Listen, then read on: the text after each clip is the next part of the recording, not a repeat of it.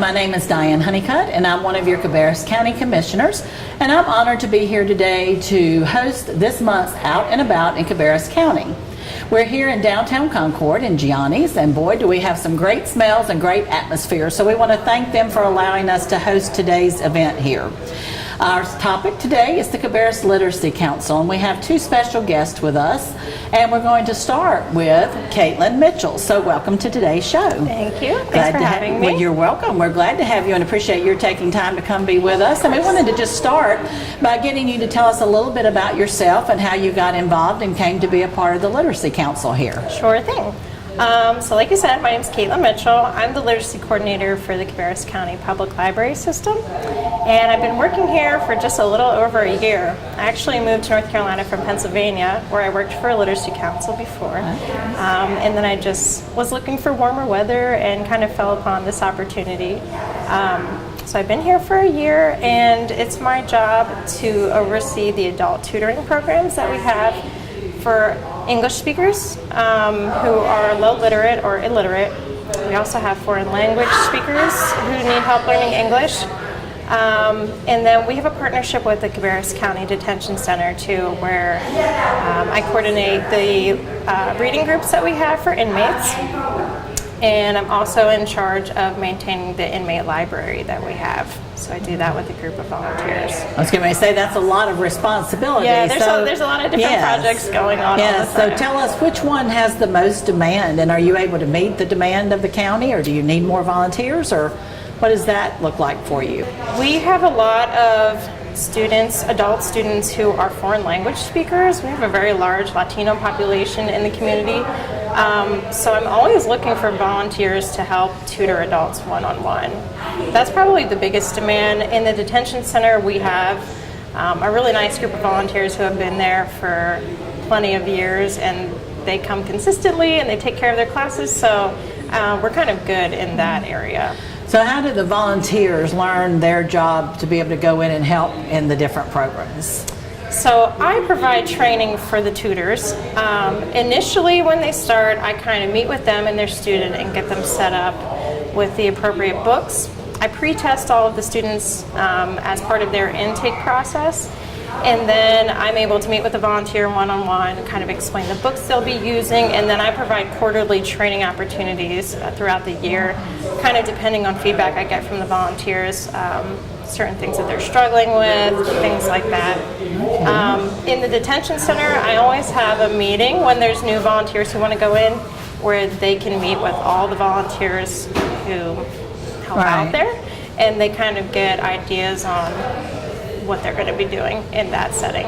So what is the time commitment for a volunteer, and what does the schedule look like for anyone who wants to do that? Sure. So it's a 1 hour a week minimum, and it's flexible. So if volunteers work, you know, they can tutor in the evenings or volunteer at the jail in the evenings. If they're retired, they can do any time of day. In the mornings, we open the library at 9 o'clock and 10 o'clock on Fridays. So, and so are they tutoring the same people all the time, or it's just okay, so there's pretty consistent through the process until they're ready to move on to something else? Yes, so until a student decides that they want to leave the program, or the tutor needs to leave the program for whatever reason, it's a tutor-student match that continues on.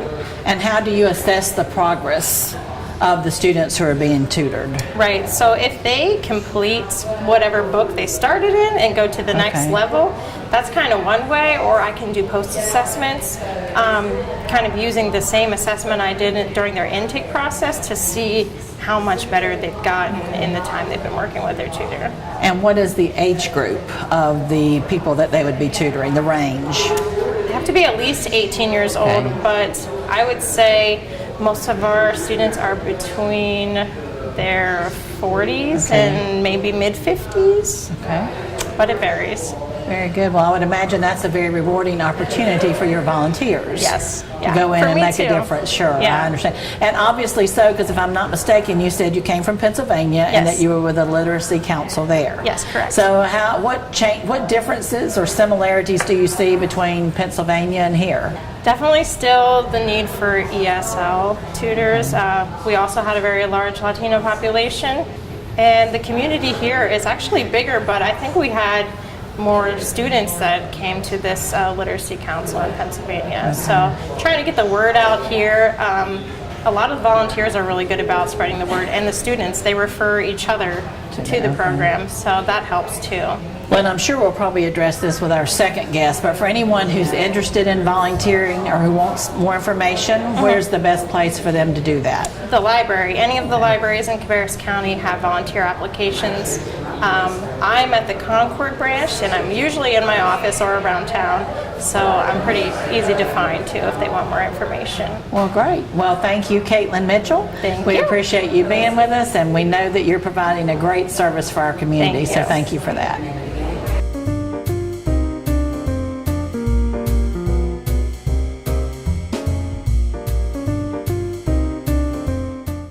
Our next guest is Judge Christy Wilhelm, who is a member of the Literacy Council. Welcome, Christy. Thank you very much. You're welcome. And before I ask you any questions, I just want to take an opportunity to thank you for your involvement as a volunteer in the Literacy Council. Thank you very much. I have watched you in action at the spelling bee, and boy, you whipped those spellers into shape. And I know we're going to talk about that in just a little bit. Yes, So ma'am. before we go to that, let me just ask you to tell us a little bit about yourself and how you became involved in the Literacy Council. Sure. I'm a district court judge here in Cabarrus County. Before I did that, I practiced law in Cabarrus County with Hartzell & Williams Law Firm. When I came back to Cabarrus County to work in 2004, I was looking for some opportunities to get involved in the community.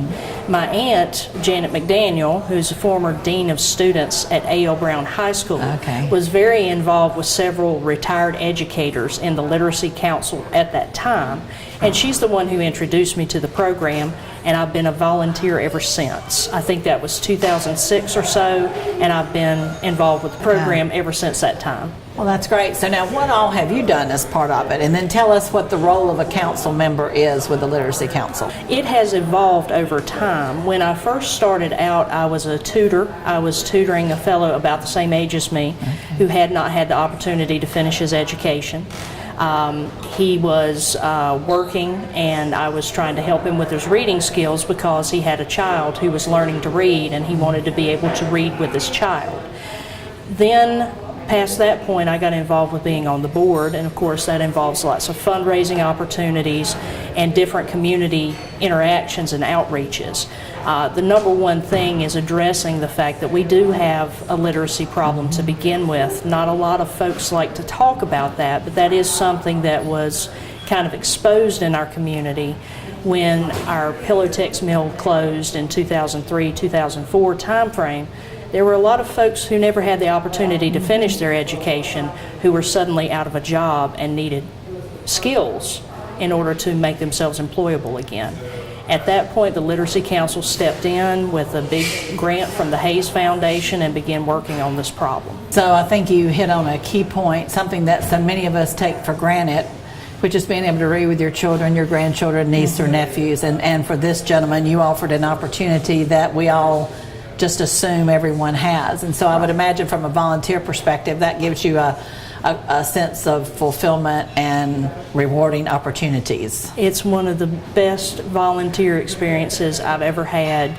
The stories that we hear from our tutors and our volunteers, as well as some of our students.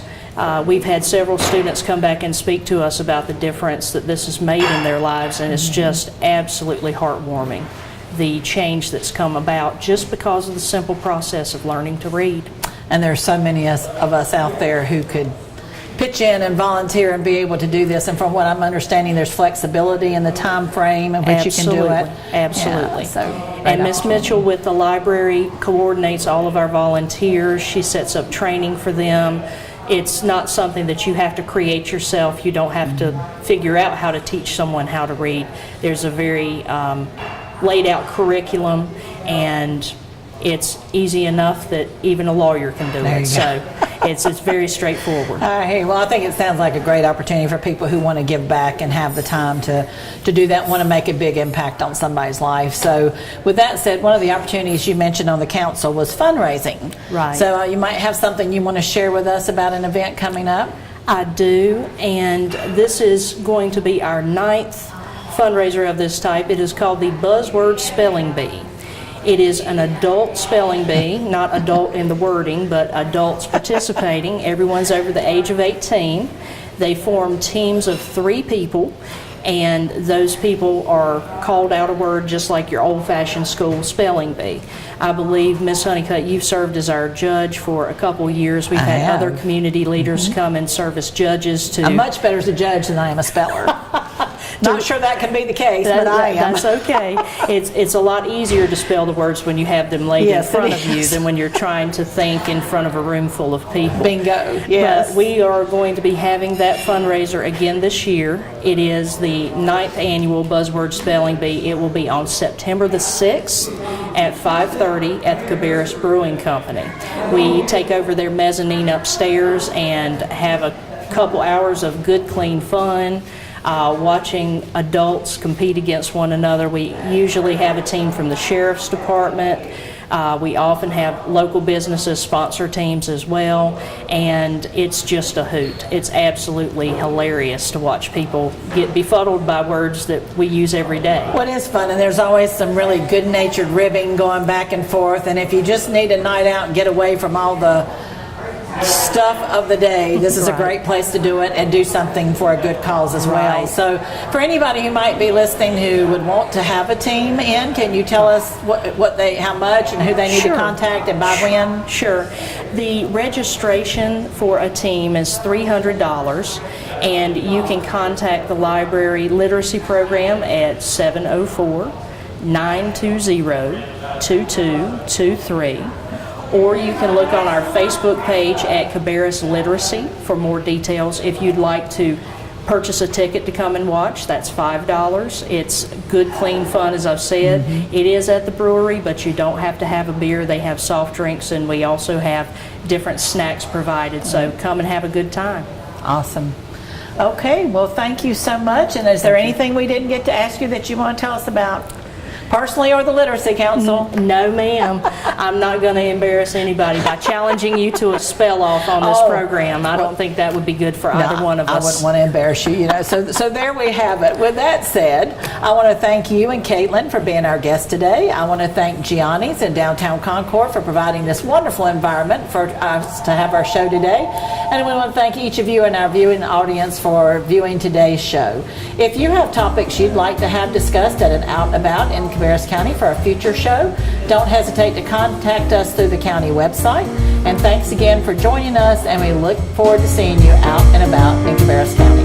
If you have suggestions for topics or location that you would like to see on Out and About, please contact us. Our email address is outandabout@cabarruscounty.us.